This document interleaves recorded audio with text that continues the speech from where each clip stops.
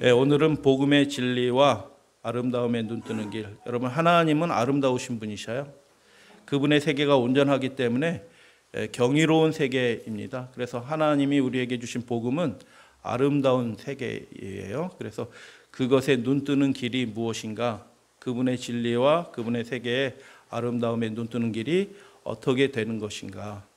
라는 것들에 대해서 잠깐 살펴보도록 하겠습니다. 우리는 편안하게 예배를 드리고 있어요. 시절이 조금 바뀌어서 조금 예배 드리는 게 제약을 자꾸 하고 있지만 그래도 편한 겁니다. 이렇게 예배 드릴 수 있는 게 굉장히 편한데, 그렇게 예배 드리지 못하는 곳이 지금도 우리 동시대에도 각국 여러 나라에 많이 있어요. 몰래 모여야 되는 겁니다. 하나님께 예배 드리기 위해서 몰래 모여야 되는데, 그래서 서로 연락해가지고 그때 비밀 장소에 모여서 예배 드리고 성경 공부하고 학교 하는 일들이 지금도 벌어지고 있어요. 한 교회 외부의 목사님이 들어가셨어요. 성경 공부를 배우기 위해서 공안한테 들키면 안 되기 때문에 몰래 모이는 겁니다. 경찰들, 공안은 경찰이에요. 경찰들 몰래 모이는 거예요. 근데 8시간 동안 공부를 하는 겁니다. 성경 공부. 근데 거기에 모인 교인들 한 사람도 지친 기색 없이 눈을 또랑또랑하고 받아 적으면서 한 말씀도 놓치지 않으려고 성경을 그렇게 공부를 해요. 공부 말씀 하나 주제가 끝나면 또 다른 말씀을 가르쳐 달라고 요청을 합니다. 그렇게 하여 성경의 중요 주제를 쉴 틈도 없이 연달아 계속 그렇게 하루뿐만 아니라 연이어 가르치게 되었어요. 밤 10시가 되었는데 돌아갈 시간이 된 것입니다. 그런데 두 지도자가 그 목사님한테, 외부에서 온 목사님한테 가서 물어요. 뭐라고 물냐 하면, 목사님, 내일 한번 모임을 좀 더 해야 되겠는데요. 그렇게 좀 해주실 수 있으세요? 그렇게 얘기를 하는 거예요. 오늘 8시간 공부했는데 내일 또 공부하자는 거예요. 그래서 좋습니다 라고 얘기하고, 내일 같은 시간에 만날까요? 라고 얘기하니까 그 지도자 두 사람이 펄쩍 뛰는 거예요. 왜 뛰냐? 아니에요. 그렇게 하니까 8시간밖에 공부를 못하니까 내일은 아침 일찍부터 하루 종일 밤늦게까지 그렇게 좀 하면 좋겠어요. 그렇게 공부를 요청을 하는 거예요. 지금도 그런 분들이 있어요. 말씀을 더 들으려고 그냥 집에 안 가는 겁니다. 그래서 한마디 덧붙여요. 뭐라고 덧붙였냐면, 밤늦게까지 하루 종일 이렇게 공부를, 성경 말씀을 좀 배웠으면 좋겠어요 라고 얘기를 해요. 그렇게 해서 그런 모임을 10일 동안 계속을 하는 겁니다. 하나님 말씀에 줄여 있는 사람들이 있어요. 하나님의 말씀을 더 잘 배우고 싶은 분들이 지금 전 세계 각처에 있고 그렇게 말씀을 배우시는 분들이 있어요. 한 번은 상대적으로 젊은 분들을 가지시게 되었습니다. 잠깐 휴식 시간에 소그룹으로 모여서 뭐라고 자기네들끼리 막 이렇게 얘기를 하더니 와서 얘기를 하는데, 뭐라고 얘기하냐면, 목사님, 오늘 듣는 말씀은 처음 듣는 말씀인데 이 말씀을 이렇게 체계적으로 배워본 적이 없는 분들이 많이 있는 거예요. 처음 들어보는 건데 더 깊게 공부하고 싶어요, 목사님. 그렇게 얘기하면서 뭐 갖다붙어 얘기를 하지도 않았는데 이렇게 얘기를 하는 거예요. 여기 계시는 동안 구약 성경을 다 가르쳐 주세요. 그렇게 얘기를 하는 거예요. 그렇게 말씀 배우실 분들이 여기 계신 줄로 저는 믿어요. 집에 안 돌아오고 오늘 10시까지 계속 교회에 모여서 성경 말씀 계속 배우고 또 배우고 또 배우고 연습하고 또 잊어먹지 않았나 또 연습하고, 이렇게 하나님이 택하신 그 사람들이 여기 모이신 줄로 저는 믿습니다. 아무도 아멘 안 하시네. 깜짝 놀라며. 구약 전체를 다 가르쳐 달라고요? 시간이 아주 많이 걸릴 텐데. 그러니까 옆에 사람들이 거들면서 나오는 거예요. 뭐라고 거들면서 나오냐면, 괜찮아요. 저희들은 할 수 있어요. 목사님만 할 수 있으면 저희는 얼마든지 배울 수 있어요. 저희들은 대부분 농부들인데요. 성경 배우려면은 한 2주 동안 들판에 안 나가고 말씀만 배울 수도 있어요. 말씀 가르쳐 주세요. 그렇게 얘기하는 겁니다. 여러분, 이런 곳에 가보면 이런 분들을 굉장히 많이 만나게 됩니다. 그리고 이런 곳에는요, 성령의 역사들이 나타납니다. 그들의 마음이 하나님을 향해 있기 때문에, 그 말씀에 향해 있기 때문에 성령의 역사가 나타난다. 신기한 하나님의 성령의 역사들이 나타나요. 그래서 이 목사님도 태어나서 한 번도 이렇게 성경을 가르쳐 본 적이 없는데 그분들이 그렇게 가르쳐 달라고 하니까 연속해서 구약 성경을 계속 하루 12시간씩, 여러분 고시생들이 서울대학교 그 모임 이렇게 가서 학생들 성경 공부 가르칠 때 그 고시생들이 많이 있거든요. 그 고시생들이 많이 해서 집회 끝나고 식사하면서, 야, 그래도 고시 준비하면서도 모임, 캠퍼스 모임이라고 모여서 성경 공부한다. 참 기특하거든요. 다른 애들, 세상 애들은요 안 나옵니다. 그냥 공부만 주구장창 하지, 무슨 캠퍼스 모임을 모여서 예배 드리고 기도하고 이런 것조차도 하지도 않아요. 시간을 절약해야 되니까. 그런데 물어봤더니 니네들 하루 공부 얼마씩 하냐 하니까 하루 12시간 공부한대요. 야, 지금은 이제 시험 기간 얼마 많이 남아 있으니까 12시간 하는 게 이제 좀 되면은 한 16시간 뭐 이렇게 공부합니다. 18시간 뭐 이렇게. 움직이지도 않고 비빔밥 먹어가면서 공부합니다. 비빔밥. 책 한 4권 올려놓고 쫙 밑줄 치면서 이렇게 봐가면서 비빔밥 먹어가면서 공부하거든요. 근데 여러분, 우리가 그렇게 목숨 걸고 공부해야 될 게 있는데 실제로는 그렇게 공부 안 하고 있는 거예요. 근데 뭐냐면 하나님의 뜻이 무엇인지 우리가 정확하게 알아야지 그분의 세계의 아름다움을 깨닫고 경험하면서 구하게 되고 하나님의 천사와 신령한 영으로 교통하면서 하나님의 세계를 경험하면서 그 아름다움을 느끼는 거예요. 예, 그 일이 되는 겁니다. 그래서 하나님께 마음을 들이지도 않고 하나님께 마음을 갈망도 없는데 하나님이 와서 막 뭐 부어주시냐? 하나님은 그렇게 하실 수 없는 분이에요. 그래서 12시간씩 그렇게 계속 공부를 한 것입니다. 뭘 가르쳤는지도 모르고 그렇게 가르치는 거예요. 저는 걱정이 됩니다. 뭐가 걱정이 되냐면 우리 성도님들이 어느 날 은혜 받아가지고 목사님 구약성경 창세기부터 말라까지 쭉 공부 한번 쭉 훑어주세요. 우리 집에 가지 않고 한 10시간 좀 훑어주세요 하면 제가 한 번도 그렇게 해본 적이 없고요. 준비도 안 돼 있거든요. 그러니까 제가 겁이 덜컥 날 것 같아. 그러니까 하나님이 그걸 아시고 우리 교인들한테는 그런 요구를 하지 않을 분들만 딱 붙여주신 것 같아. 저거 아유. 하여튼 여기 그런 곳이 있어요. 분위기가 그런 거예요. 그러니까 가르치셨는데 다 끝나고 이제 말라기 딱 끝나고 했는데 한 리더가 손을 또 번쩍 들고 목사님 문제가 있네요? 뭐가 문제가 있어요? 제가 가르친 건 뭐 잘못 가르쳤나? 이렇게 해서 했는데 그분 얘기하는데 구약은 잘 배웠는데 신약은 언제 배우죠? 그래가지고 그 모임을 그 2주 모임이 끝난 12시간씩 하는 공부하는 모임이 끝났는데 바로 이어서 또 신약을 시작한 거예요. 11시간 또 해가지고 짧게 시작은 요약해서 11시간 해서 계시록까지 다 해서 배우는 거예요. 이런 분들을 이렇게 만나면요 무슨 생각이 드냐면 내가 신앙을 대한민국에서 신앙을 배운 게 축복이기도 하는데 그 갈망을 가지고 하나님의 말씀 앞으로 나오는 사람들이 그렇게 많지 않은 나라에서 시대에서 내가 신앙을 배우고 있구나. 하나님을 향해서 온 전심으로 불타는 마음으로 하나님께 나아가는 사람들이 우리 시대에 전 세계에 막 있는데 우리 주변에 안 보이니까 세계가 그냥 그렇게 신앙생활하는 것처럼 보이는구나. 안 그런 사람들이 굉장히 많이 있구나. 이 시대에 성령을 위해서 간구하고 울부짖는 사람들이 지금 있구나라는 생각들을 번쩍번쩍 이렇게 보게 되는 것입니다. 그래서 보통 예배가 밤늦게 3시간짜리 예배 드리는 거예요. 3년 전에 우리 교회 아태지회 직원 한 분이 와서 같이 예배 드렸어요. 그 아태지회 목회부장님을 제가 개인적으로 조금 알아서 그분은 어떻게 설교하시냐 물어봤어요.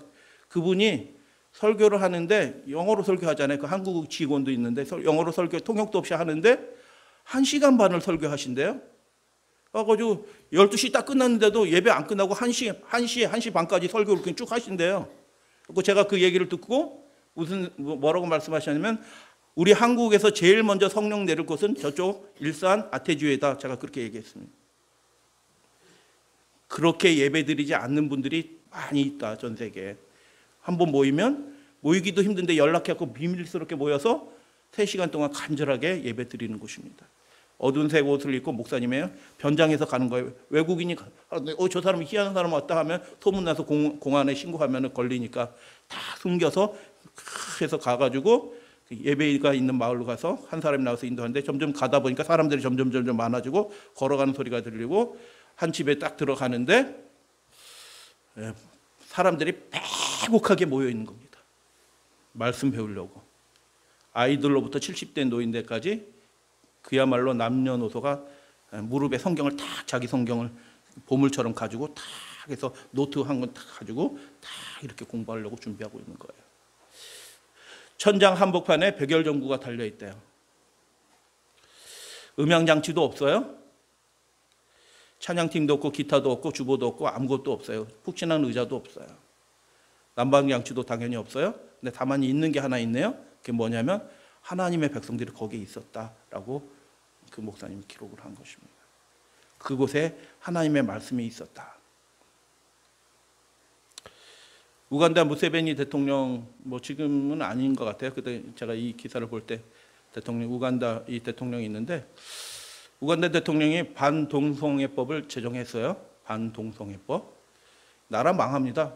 동성애가 횡행하면 사람이 영적으로 타락을 하기 때문에요. 그게 죄악이기 때문에 하지만 이 하나님의 말씀에서 나라 전체가 다 멀어지는 거예요. 그래서 그렇게 나라를 지키기 위해서 반동성애법을 제정했더니 여러분 우리는 세상 정부를 사람들이 인기 있다고 하는 사람을 옳다고 생각하지 않아요. 오바마 대통령이 동성애를 지지하잖아요. 오바마 대통령은 지지했거든요. 야, 니네 그렇게 하면 우리 원조 안 해? 압박을 가하는 겁니다. 그랬더니 이 대통령이 뭐라고 얘기해요? 훌륭한 대통령입니다. 4억 달러 원조 필요 없다. 안 받겠다. 니네 돈 안 받고 우리는 하나님께 의지하겠다. 우간다 국민들을 살리는 길은 미국의 원조가 우리를 살리는 게 아니고 하나님의 말씀대로 살아가는 것이 우리 국민을 살리는 길이다. 철할 필요도 없고 철하지도 않고 원조하지 마라. 우리는 하나님 말씀대로 산다. 라고 한 것입니다. 우리나라 현대사가 굉장히 비참해요. 사실은 비참한데 블라디보스토크에 이렇게 일제시대 때 이렇게 피신경해서 한인들이 거기 고려인들이라고 하는 한인들이 많이 모여 살고 있는데 소련 정부가 뭐 마음대로 하는 거거든요. 우리를 위해서 힘써줄 발안해줄 사람이 한 사람도 없으니까 야 니네 여기 있으면 안 되겠다. 독립운동 뭐 하고 이렇게 일본하고 결탁해서 또 무슨 일을 할 수 있으니까 한국 사람 자체를 단체 이주를 시킨 거예요. 어디로 이주하면 저 타슈켄트 뭐 유슈토베 뭐 이런 데 키르기스탄 이런 데로 단체 그 당시 지금은 사람 살만한 곳인데 제가 직접 가서 그분들을 만났어요. 그분들의 얘기를 들었거든요. 그 한겨울에 얼마나 추운지 몰라요. 여기만 해도 우리나라 뭐 북한보다 더 추워요. 얼마나 추운데 그 기차가 슉 가는데 기차도 없는 그곳에 집도 절도 없는 아무도 없는 들판에다 그 어린아이들 늙은이들 뭐 사람들을 다 내려놓고 그냥 기차가 떠나는 겁니다. 그 추운 겨울을 그 들판에서 보내는 겁니다. 애들 임신부 안 해놓고 젊은이들 이렇게 놓고 좀 이렇게 건강한 사람들이 밖에 둘러싸가지고 그 밤을 보내는 겁니다. 아침에 일어나면 겉에 있는 사람들이 얼어 죽는 거예요. 그렇게 해서 정착하면서 그곳에 고려인들이 살아남은 곳입니다. 제가 한 집을 방문했는데 이게 태극기를 문신을 해놨더라고요. 할아버지 그때 그 세대 그분들이 얘기를 해주는 거예요. 우리가 이렇게 살았다. 근데 한국인들이 살아남았어요. 그곳에서 눈물겨운 고생을 하면서 고통을 당하면서 서러움을 당하면서 한국인들이 살아남고 정착하고 국회의원도 나오고 참 놀라운 민족입니다. 한국 민족은. 근데 그들이 그렇게 살아날 수 있는 원동력이 뭐냐? 그곳에서 정착하면서 제일 먼저 한 것이 있어요. 그들이 뭐 했을까요? 그들이요 제일 먼저 한 일이 있는데 뭐 그 당시 사진들이에요. 한글 학교를 제일 먼저 만들었습니다. 한글 학교를 만들고 한글을 가르치는 것입니다. 우리는 이곳에 살지만 누구다? 한국 사람이다. 왜 한글 학교를 제일 먼저 세웠을까요? 그들은요 돌아갈 생각을 한 겁니다.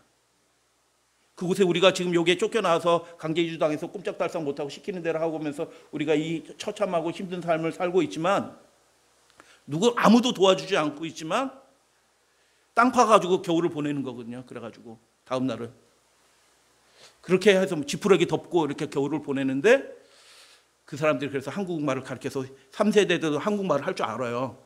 통역을 하고 하면 러시아말 통역도 해주고 이렇게 하는데 그 사람들이 이제 한참 지나다 보니까 그 러시아 생활에 익숙해지는 거예요. 그 타시켄트 뭐 우즈베키 뭐 이런 데 다 러시아 말을 하거든요. 연방이었기 때문에.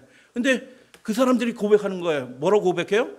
생각을 하는데 자기 한국말 알아요. 한국말 할 줄 알고 듣고 다 하는데 어느 순간부터 생각이 속에서 돌아가는데 그 돌아가는 생각이 무슨 언어로 돌아가요?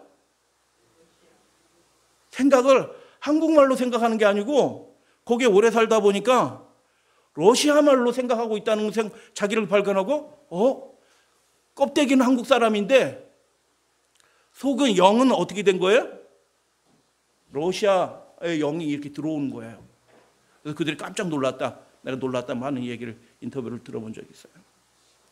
여러분 우리가 이 세상에서 오래 살다 보니까 생각의 방식이 하나님이 원하시는 생각의 방식대로 생각하는 게 아니라 하늘의 언어로 성경 방식대로 무엇을 판단하고 생각하는 것이 아니라 이 세상의 원리대로 생각대로 생각하고 판단하기가 그렇게 된 거예요. 제가 고백합니다.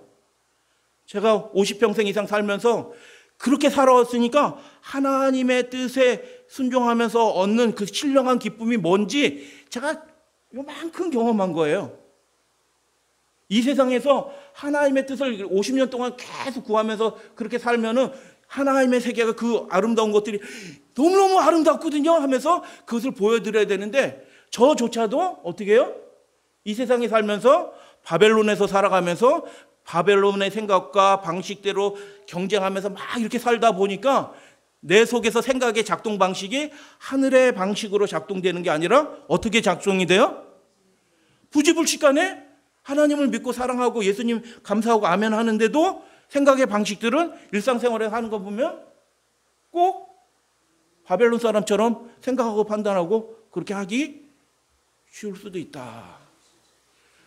그렇게 되면 어떻게 되냐면 하나님의 그 아름다운 세계를 바라보지도 못하고 눈먼 소경처럼 신앙생활을 하는데 하나님이 얼마나 아름답고 능력이 많으신 분인지 모른 채로 그렇게 살 수도 있다. 그 길을 우리가 다시 시작해야 되겠다.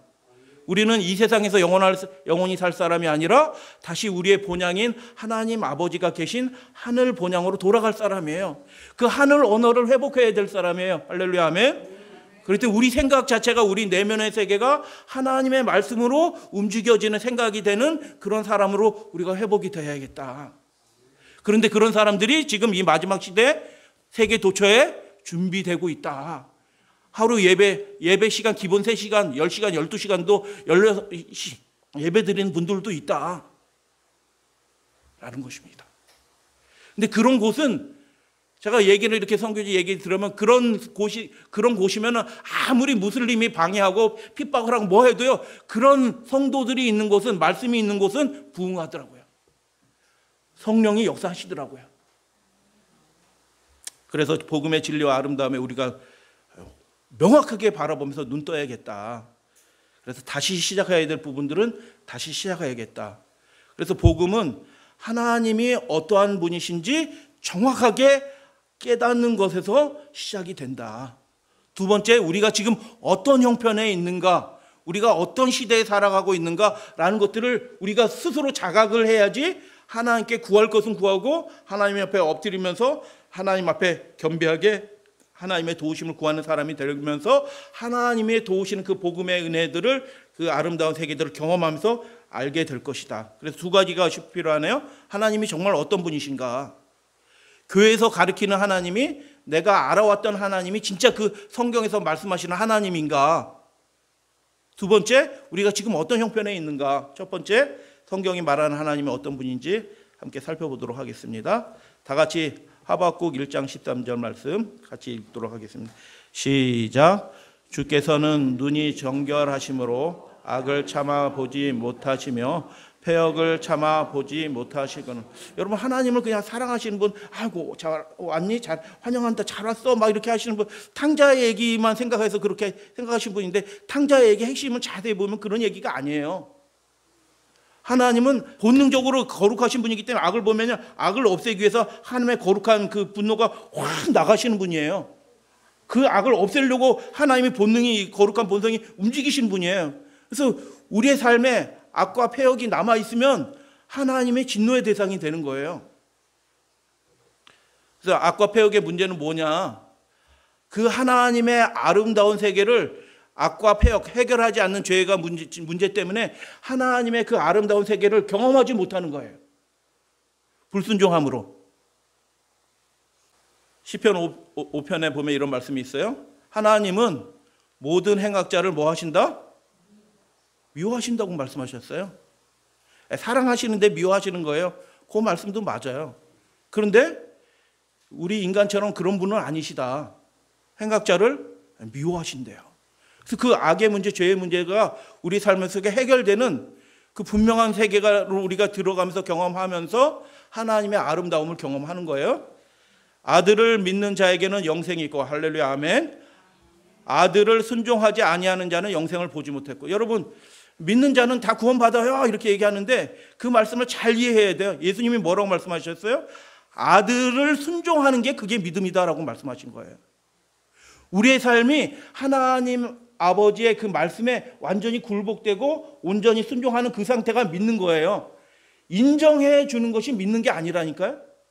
그래서 하나님이 어떤 분이신지 이 말씀, 구약과 신약의 말씀 몇 구절을 통해서 살펴봤더니 하나님은 거룩하신 분이시라. 그래서 우리가 첫 번째 세 가지 결론을, 소결론을 생각하게 되는데요. 하나님은 본성상 악을 참아 보실 수 없다. 왜냐하면 악이 해결되지 않고 있으면 그 심령 가운데 사탄이 들어가요. 그 가정에 마귀가 들어가서 그 가정을 불행하게 만들거든요.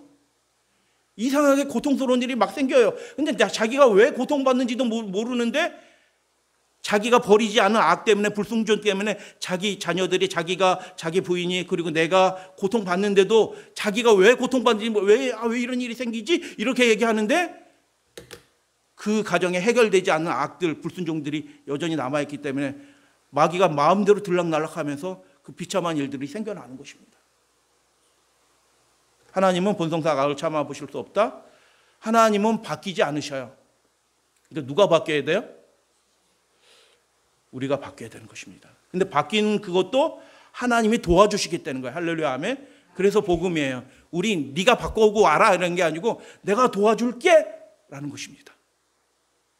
두 번째는 뭐냐면 죄에 대한 진노가 하나님의 아들조차도 내 아들인데 하고 진노를 좀 이렇게 삭감해 주신 게 아니고 자비가 섞이지 않는 분노를 십자가에 쏟으신 분이 하나님 아버지셔요. 죄에 대하여 하나님은 진노를 줄이지 않으셔요. 그 본성이 바뀌지 않기 때문에. 아들을 삼킨 것은 하나님이 죄에 대한 그 진노였다. 진노가 죄 있는 곳에 떨어진다고 하면 여러분 우리가 죄 문제를, 불순종의 문제를 쉽게 생각하시면 안 되는 거예요, 사실은. 그래서 요즘 교회가 가리키는 복음은 한 절반 정도만 복음이죠. 진짜 복음은 아닌 겁니다. 하나님을 거스르고 그분의 말씀에 순종하지 않는 상태로는 하나님의 세계의 아름다움도 경험하지 못하고 결국 영생에도 이르지 못한다. 할렐루야 아멘. 우리가 그 아름다운 세계를 준비하기 위해서는 이 가장 기본적인 것들을 다시 한번 생각하게 되어야 되는 것입니다. 하나님의 자녀가 되어야 되는 것입니다. 그래서 애당초 하나님을 싫어하는 마음을 품고 있다. 어제 한 형제를 방문했는데 교회 갔는데 아침에 말씀 보고 기도하고 시작한대요. 훌륭하시더라고. 그 정도만 해도 훌륭한 겁니다. 저녁 때 자기 전에 말씀 이렇게 유튜브 같은 거 말씀을 듣고 훌륭해요. 훌륭하시더라고. 그런데 예배 시간 들어가면 목사님 예배를 끝까지 깨어서 들어본 적이 한 번도 없대. 그래서 당연하지. 그게 잘 되면은 예수님이지. 왜요? 그게 재밌지 않거든요. 평생 우리가 뭐 하면서 살아왔어요? 다른 걸 가지고 재미를 느끼면서 살아왔어요. 동의하시나요? 별로 그런 분은 다 예수님 성경 읽고 예배 드리고 기도하는 것만 재밌으셨고 다른 건 그게 재밌었거든요. 저도 뭐 살아온 거 보면 뭐 동네 친구들이랑 돌아다니면서 기타 치고 화투 놀이하고 트럼프 놀이하고 뭐 야구 놀이하고 축구하고 하는 게 재밌지. 모여가지고 애들끼리 성경 보자 하고 기도하고 그거 한 번도 해본 적도 없고요. 그거 재밌다고 생각해 본 적도 없어요. 그러니까 하나님의 그 아름다운 세계를 배워가고 하는 게 힘든 겁니다. 재밌어야 되는데. 근데 그 과정을 극복해야지 재밌어지기 시작하는 거예요. 성경 말씀이 애당초 무조건 재밌어지는 사람은 한 사람도 없어요. 내가 그분을 알아가면서 자꾸 하다 보면 익숙해지고 점점 하다 보면 시간을 투자하고 아까 그 교인들처럼 12시간씩 10시간씩 막 이렇게 배우려고 하다 보면 이게 영의 눈이 트여지면서 깨달아지면서 알아지면서 삶이 변화되면서 재밌어지는 겁니다. 그래서 하나님을 싫어하는 마음이 있다. 우리에게도 하나님 말씀 이렇게 목사님 12시 딱 되면 좀 마치셔야, 주보에는 12시 10분 돼 있지만 12시면 마치셔야 돼요. 뭐 이렇게 그런 마음으로 품고 이렇게 들으지 마시고, 이 시간은 하나님께 다 드린 거니까 목사님이 1시까지 하든 2시까지 하든 주의 뜻대로 하시옵소서 이렇게 하시고 앉아 계시면 아멘. 그래서 우리 마음속에 뭐가 들어있다? 자꾸 거역하려는 마음이 이 죄인이라 들어있다는 거예요. 우리가 시인하는 겁니다. 그렇게 하면 하나님의 세계를 근데 누리지 못하는 거예요. 아름다운 것들을. 하나님께서 말씀하시면 폭풍과 구름도 그 권위에 순종합니다. 할렐루야 아멘. 명령하시면 비와 바람도 즉시 그치십니다. 아멘. 그렇게 하셔요. 지금도. 어떤 피조물도 하나님의 명령을 거스리는 피조물은 없는 거예요. 바다도 순종하고 바람도 순종하고 태양도 순종하고, 태양이 빛을 내지 말라 이렇게 하신 거예요. 별이여 떨어져라 이렇게 명령하신 거예요. 그때 땅이여 움직여서 갈라져라 이렇게 말씀하신, 모든 게 다 순종하는데 순종하지 않는 하나님께 최고로 영광을 돌려야 되는데 순종하지 않는 한 존재가 있네요. 이 우주 존재 가운데 뭐가 있어요? 사람들은 참 완고하다는 것입니다. 죄 가운데 떨어져서 하나님 그것도 아셔요. 인간이 뻣뻣스럽게 하나님 말씀하시는데도 아니요 이렇게 얘기하는 사람이 인간밖에 없다는 것입니다. 그런 인간은 영적으로 이미 죽은 상태다라는 것입니다. 우리의 상태가 해결되지 않은 문제들이 여전히 있기 때문에 우리가 사망의 상태에 있다. 위급 상태이다. 긴급 상태이다. 환자가 쓰러져가지고 이렇게 하고 있는데 맥박이 이렇게 안 뛰지? 자기 가족이 쓰러졌어요. 그런데 이렇게 맥박이 안 뛰지? 말 좀 해봐. 이렇게 눈 좀 떠봐. 이렇게 할 남편이 어디 있고 아내가 어디 있겠어요? 왜 그래? 이렇게 하잖아요. 그런데 지금 영적 하나님의 말씀에 비춰서 우리 상태를 보면 거의 이제 호흡기 뜰 때가 됐는데도 아무렇지도 않고 이 세상 좋은 세상인 것처럼 그렇게 살아가고 있다.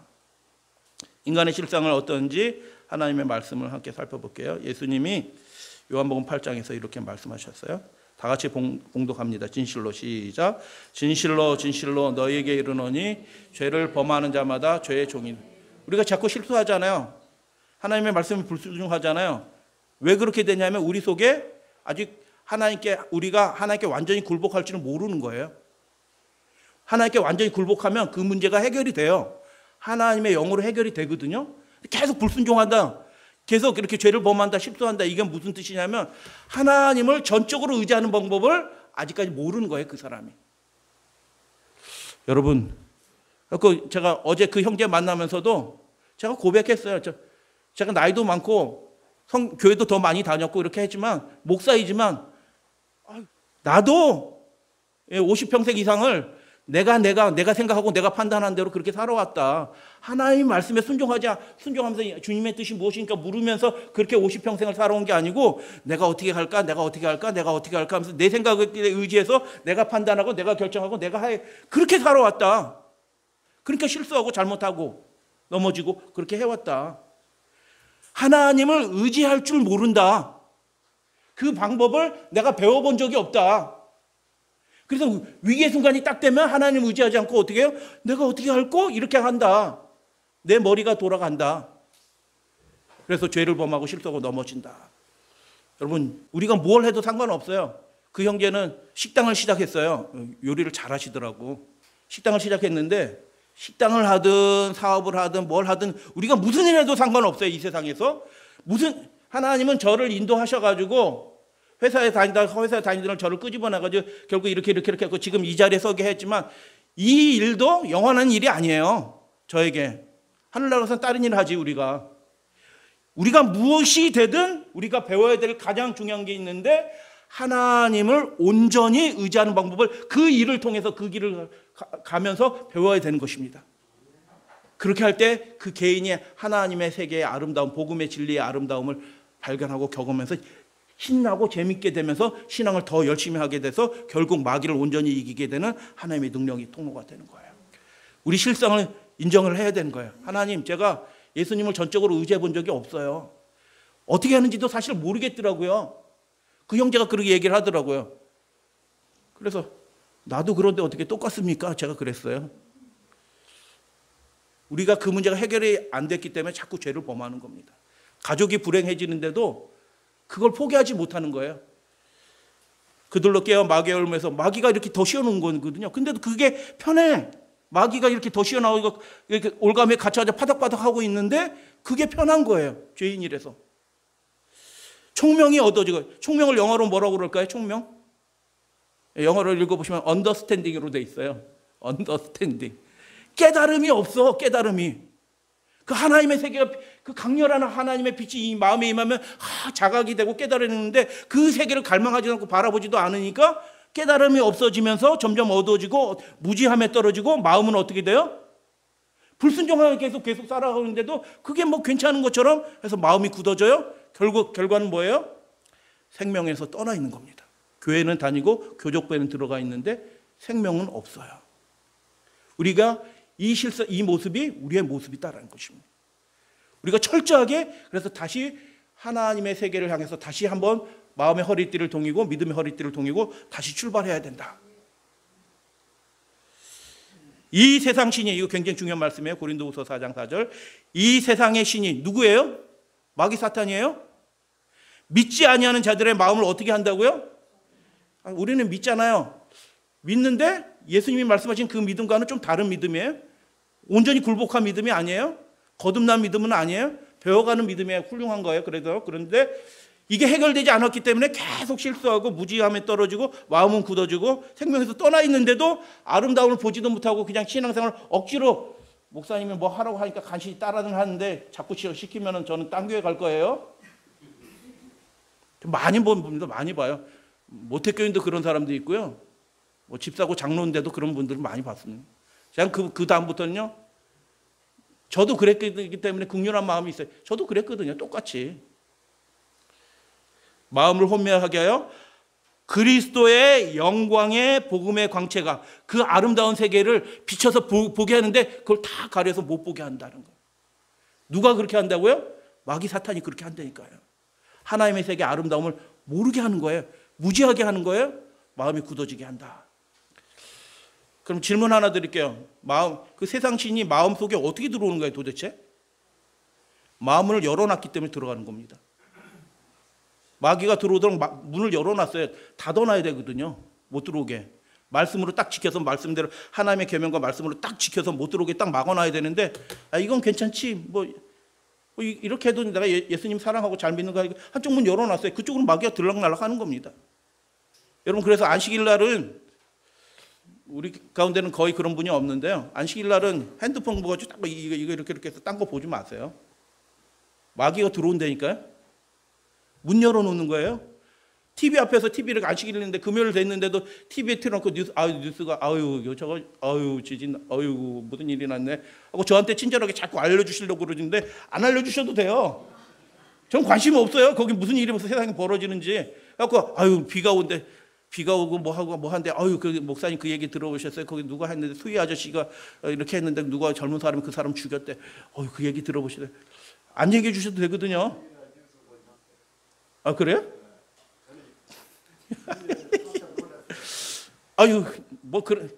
제가 어디 방송 그런 거 제가 안 하려고 방송국 인터뷰 해가지고 누가 카메라 PD가 찍어주세요, 말씀해주세요 하고 한 소리 하세요.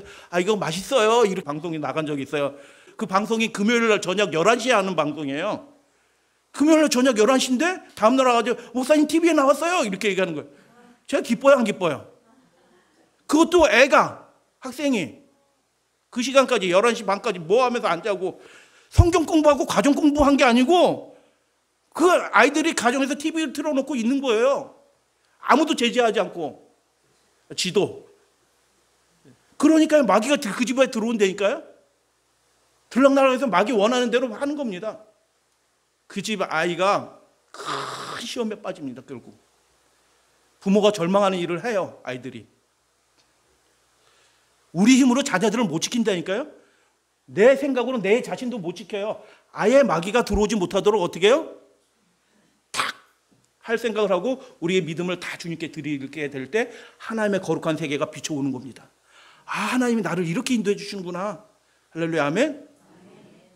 그래서 그 하나님의 영광, 그리스도 예수 그리스도의 영광의 빛이 비춰오게 된다. 어떻게 될 때? 마귀의 신이, 마귀의 영이 우리 속에서 떠나가게 될 때, 우리의 마음을 호미하게 하지 못하게 될 때, 그럼 우리가 어떻게 해야 되냐? 우리 실상을 고백하는 겁니다. 제가 누누이 말씀드리잖아요. 제가 요즘 이 벌어지는 상태를 보면서 심령도 답답하고 마음의 영적 기운도 좀 떨어졌어요. 제가 보시잖아요. 영적 기운 떨어진 거 보이시죠? 장면 끄덕끄덕 하시는데? 그래서 최근에 드는 그 묵상의 주제는 뭐냐면, 바울이 예루살렘으로 들어가잖아요. 이제 로마로 가기 위해서 가지 말라 막 하는데도 에베소 성도들이 막 울면서 가지 마, 올라가면 잡힌다 막 이렇게 하는데도 올라갔어요. 근데 전도하러 올라갔는데 예수님이 나타나셔서 밤중에 너 여기서 또 전도하려고 왔는데 여기 내 백성 한 사람도 없으니까 전도할 생각하지 말고 내가 보낸 곳으로 로마로 갈 준비해라. 이렇게 예수님이 말씀하시거든요. 예루살렘에 구원받을 백성이 더 이상 없는 겁니다. 그때 이미.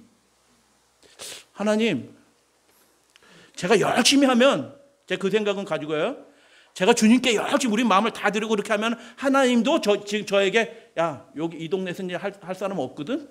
야, 수고 안 해도 돼. 다른 곳으로 가서 해라. 요 말씀을 하나님이 들려주실 거예요. 근데 안 들려주시더라고. 이게 무슨 뜻이에요? 그렇게 바울처럼 하나님께 전적으로 드리지 않은 겁니다. 하나님의 세계를 막 아름다움을 보여주고 이렇게 성도님들 잘 그렇게 섬기고 그렇게 해야 되는데 자격 미달이에요. 자격 미달. 역량 부족 자격 미달. 그런데도 그 실상인데도 하나님께 전적으로 굴복하지 않고 내가 뭐 할 거라고 하라고 자꾸 꼼지락꼼지락 대고 있어요. 불쌍한 목사인 겁니다. 성이 불씨가 아니고요. 저는 이씨예요. 예, 근데 영적으로는 불쌍한 목사입니다. 그래서 우리가 하나님의 나라가 다 이루어질 시대에 살고 있어요. 하나님께서 작정하실 때 그 일들 하신다니까요. 인간과 상의하지 않으셔요. 하시고자 할 때 일어서셔요. 그때 우리가 준비되어 있어야 될 줄로 믿습니다. 그렇게 되어 있는 거예요. 지금부터 그 세계의 아름다움을 맛보시면서 아, 그렇네 정말 그렇구나 해서 점점 우리가 온전해지는 하나님의 거룩한 부르심 가운데 우리가 가야겠다. 죄인은 하나님의 원수이다. 사랑하시잖아요. 자꾸 그런 건 가짜 복음이에요. 죄인은 하나님의 원수예요. 하나님의 나라를 회방하는 자예요. 욕을 돌리는 자예요. 진노의 대상이다라는 것입니다. 예수님이 말씀하신 대로. 그러면 어떻게 해야 되느냐? 분리된 상태고 벗어날 수도 없고, 그러면 우리가 어떻게 해야 되냐? 하나님께 전적으로 의지하는 그 방법을 우리가 다시 배워야 되는 것입니다. 복음은 소망이 없는 인간의 현실을 폭로합니다. 그래서 복음이 좋은 거예요. 근데 역설적으로 좋은 거예요. 우리가 이만큼 부족하다, 준비가 안 되어 있다는 것을 드러내는 게 복음이에요. 의사가 정확하게 검진하는 게 우리에게 복음이에요. 아, 괜찮아요? 이렇게 하는 의사가 복음이에요. 여기 막 퍼져 있고 하는데 이거 배탈 난 거예요. 염증이에요. 염증. 이거 소화제 드시고 염증약 드시면 나아요. 이거 하는 의사가 복음이에요. 정확하게 검진하고 야, 여기 췌장도 퍼져 있고 암이 다 퍼져 있어요. 이게 알려주는 게 복음이에요. 복음은 우리의 현실을 폭로한다니까요. 너무 멀어져 있다. 예수 그리스도에게 너무 멀어져 있다. 그분과 산 교통을 하는 방법을 너무 알지 못한다. 전적인 순종이 무엇인지 교회에서 잘 드러나지 않고 있는 시대에 우리가 살고 있다. 그것을 드러내 보이시는 것입니다. 예수님이 그 모습을 통해서. 그래서 현실을 폭로하는데 반응은 4가지예요. 외면하는 겁니다. 다 마찬가지더라고요. 신앙생활 다 거기서 거기 있지. 요거는 외면하는 거예요. 그러면 은혜가 안 임합니다. 2번째, 대체하는 거예요. 다른 것으로 다 그 나름대로 해서 다른 것에 막 바빠서 대체하는 거고요. 3번째는 지난 시간에 말씀드렸듯이 슈도그라이스, 뭐예요? 가짜 예수를 만들었고 그 예수를 좋아하는 거예요.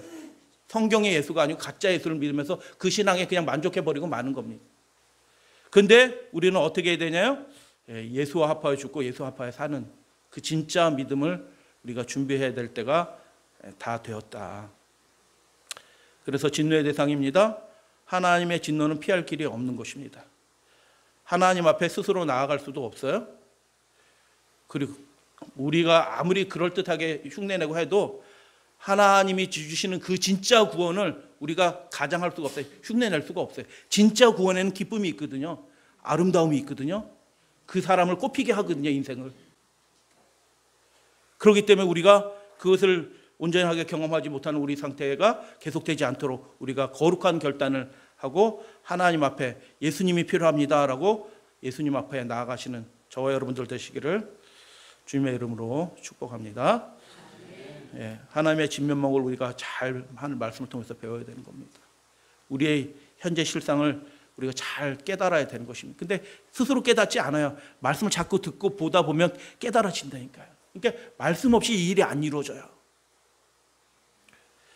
절실히 필요하다는 것입니다. 예수님 없이는 우리가 하루도 온전하게 살 수 있는 존재가 아니라는 것을 시인하고 그렇게 주님 앞에 나아가야 되는 것입니다.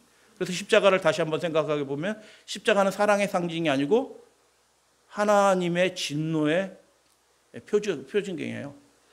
죄에 대한 하나님의 진노가 나타나는 곳이 십자가예요. 물론 사랑이 우리 인간 죄인에게 되는 그게 사랑으로 나타나긴 하지만, 그래서 예수님은 그 십자가를 지기 전에 두려워서 식은땀이 뻘뻘 나서 피가 뚝뚝 떨어질 정도로 기도한 것입니다. 하나님의 진노는 그렇게 무서운 거예요. 죄에 대한 진노예요. 우리가 불순종과 죄에서 빨리 벗어나야 되는 것이죠. 자비가 섞이지 않는 그 분노를 두려워하신 것입니다. 복음을 받아들이는 합당한 태도 살펴봤어요. 예수 그리스도께서 우리의 삶에 정말 필요합니다 라고 고백한다고 하면 우리가 어떻게 살아가야 될까요? 마태복음 7장 다 같이 봉독합니다. 나더러 시작. 나더러 주여 주여 하는 자마다 다 천국에 들어갈 것이 아니요 다만 하늘에 계신 내 아버지의 뜻대로 행하는 자라야 들어. 제가 이거 기독교 방송이나 뭐 유튜브나 다른 개신교 목사 다 이 말씀해요. 안 하는 교회가 없어요. 근데 진짜로 제대로 하는 교회도 없어요. 그래서 이 시대 교회가 위기라니까요. 진짜 믿음을 안 가르쳐 준다니까요. 교인 수 늘리는데 관심 많아요. 아버지의 뜻에 대해서 아버지가 어떤 분인지, 아버지가 뭘 원하시는지 안 가르쳐줘요. 그 정도만 해도 훌륭하십니다. 다 그렇게 가르친다니까요. 예수님은 그렇게 하시지 않으셨습니다. 불법을 행하는 자들아, 그때 이 불법을 행하는 자들은 어떻게 해요? 주님의 이름으로 능력 있게 살던 사람이에요. 뭐 병자도 고치고 큰 당회장도 하고. 근데 예수님은 그때 너희들한테 말할 거다. 뭐라고? 불법을 행하는 자들은 온전히 굴복하지 않은 겁니다. 그 불순종의 문제가 사역자인데도 해결되지 않은 상태로 목회 노릇을 그렇게 한 것입니다. 백성들을 멸망의 크고 넓은 문으로 백성들과 함께 같이 들어간 것입니다.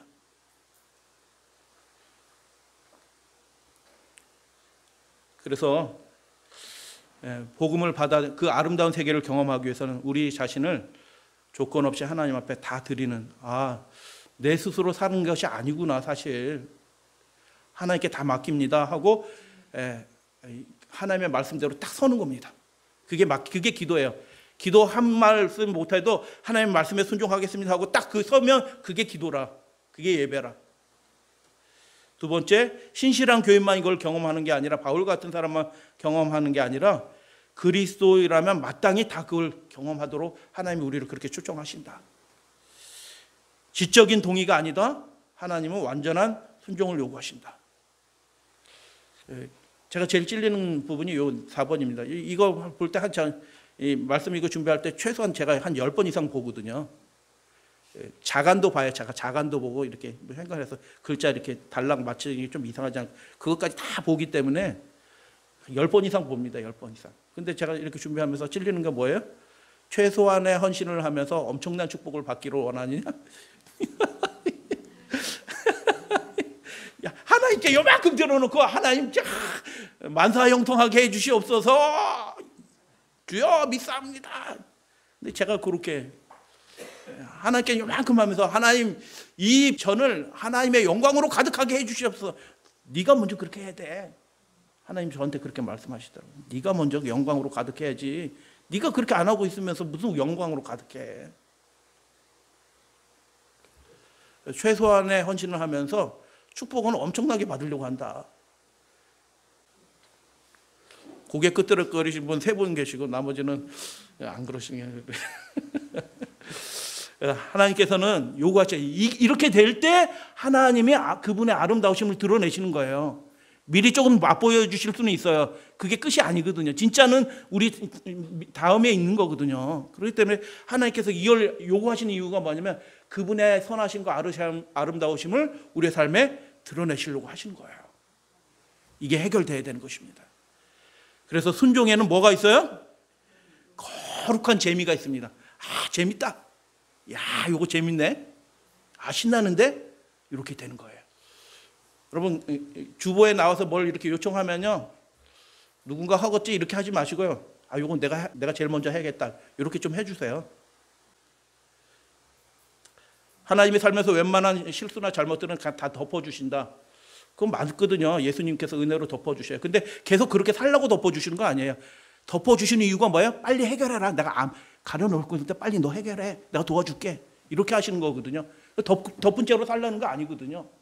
왜 우리가 약을 먹어요? 그 약 먹고 정신 차려서 빨리 그 문제를 해결하고 온전하게 회복하고 약 끊으려고 약을 먹는 거지 평생 약 먹으려고 약 먹는 사람이 어디 있겠어요?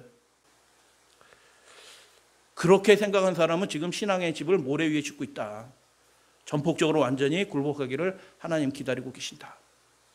그러한 사람에게 하나님의 아름다운 세계가 나타나기 시작한다. 그래서 은혜 입은 사람들은 하나님을 원하게 된다. 이 세상 것이 아니라 하나님을 원하게 된다. 다 포기하고도 그 하나님의 세계를 경험하고 싶어 한다. 감옥에 잡혀갈지라도 우리 모입시다 하고 연락해가지고 12시 새벽까지 이렇게 공부를 한다. 그 사람들은. 그에게 온전한 자기 부정이 하나님의 은혜를 통해서 이루어지면서 죄 문제가 어느 순간 해결이 된 것입니다. 해결이 되는 일들이 벌어진다. 하나님의 아름다운 세계가 이루어진다. 애당초 하나님을 싫어합니다. 악에 사로잡혀 있습니다. 영적으로 사망했기 때문에 스스로 살릴 길도 없습니다. 그래서 인간은 하나님의 입으로 나오는 그 온전한 말씀을 통해서만 그것을 깨닫고 자각하고 굴복하려는 마음도 거기에서 생겨나요. 그렇기 때문에 하나님의 말씀 없이 우리는 살 수가 없어요. 생기를 회복할 수 있는 유일한 길은 우리가 하나님의 말씀을 말씀 그대로 딱 배우기 시작하게 될 때 하나님에 대해서 알게 되고 우리의 상태에 대해서 알게 되고 하나님의 세계를 향해서 우리가 간구하는 믿음이 생겨나는 것입니다.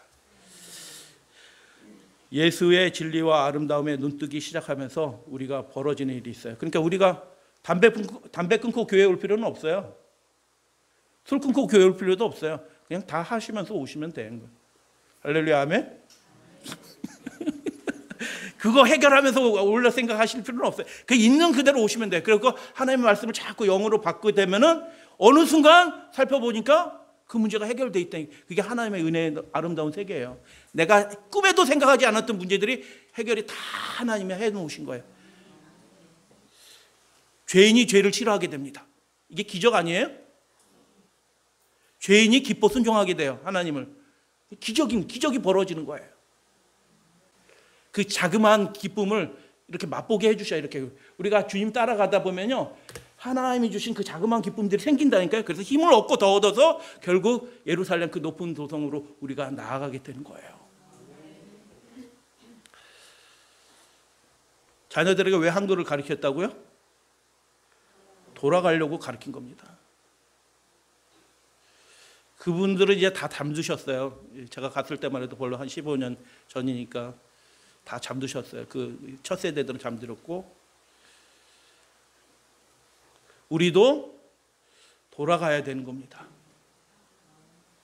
그렇게 하기 위해서는 우리 속에 작동하는 영이 무슨 영이어야 돼요? 하나님의 거룩한 영, 말씀의 영이, 참신앙이 작동이 되어야 돼요. 그래서 하나님의 말씀 앞에 우리가 나아갑시다. 여러분, 선생님이 서울교대 가래요. 공부를 잘하는 학생이에요. 지금은 이분은 초등학교에서 선생님하고 있는데 고3에서 성적이 아주 우수하니까 교대 중에서 서울대는 어디예요? 서울교대예요. 서울교대 가라고 이렇게 얘기하는데 서울교대가 안식일 날 면접하거든요. 근데 삼육고등학교 선생님이, 멀쩡한 삼육고등학교 선생님이 그 아이 보고 서울교대 가라는 거예요. 이런 일이 벌어집니다. 목사 자녀도 한번 시험 보는 건데 갔다 와라, 시험 보러. 목사님도 그런 분이 계셔요. 근데 그분들은 우리의 모범은 아니에요. 하나님의 아름다운 세계를 맛보지 못합니다. 그렇게 되면요.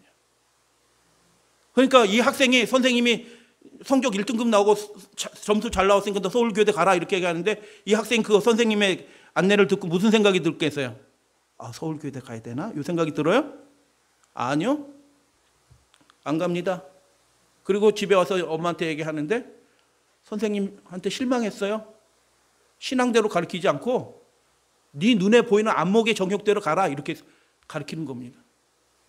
그래서 이 자매는 춘천교대 갔습니다. 그리고 거기 나와서 서울교대 가면 교수도 될 수 있어요. 뭐 전국 교대가 많이 있으니까.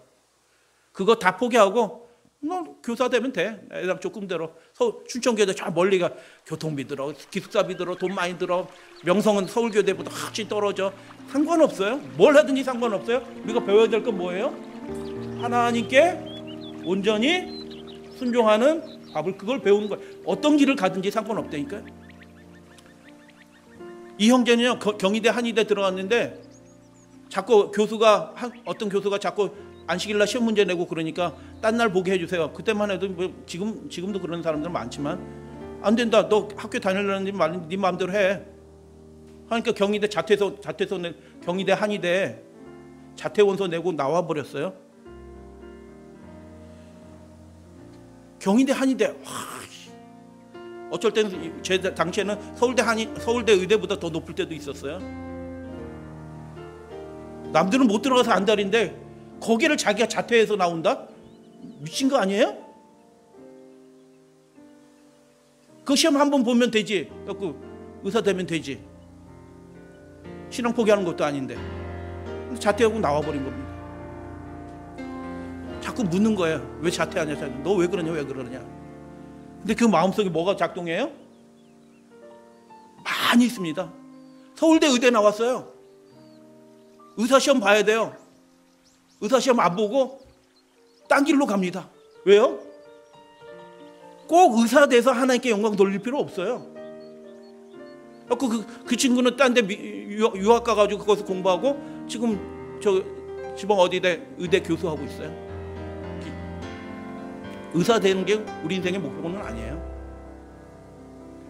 순종하는 것을 배워가는 게 우리가 하늘의 아름다움을 맛보는 길이에요. 그래서 우리가 잘 못할 수도 있어요. 실수도 해왔어요. 그런데 우리가 마음의 허리띠를 동이고 하나님의 아름다운 세계, 우리가 이사갈 준비해야 되잖아요. 하늘로. 그래서 절대적인 것이 선생님이 뭐라고 하든 주변에 뭐라고 하든 부모가 뭐라고 하든 또 자식이 뭐라고 하든 그게 우리의 기준이 아니에요. 나는 하나님께 속한 사람이지. 하나님의 음성을 들어야지. 그때 하나님이 그분의 세계를 드러내신다. 그분의 능력을 드러내신다니까요. 그렇게 되는 사람들이 지금 있어요. 이 시대에 많이 있는 겁니다. 우리도 그렇게 준비되고 하나님의 영광이 나타나는 그런 교회 되면 좋겠다.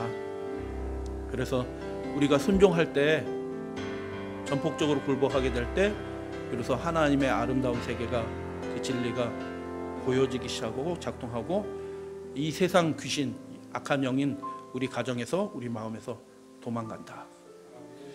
그래서 우리가 그렇게 준비하면서 그 신앙생활은 그래서 기쁜 거예요. 아멘.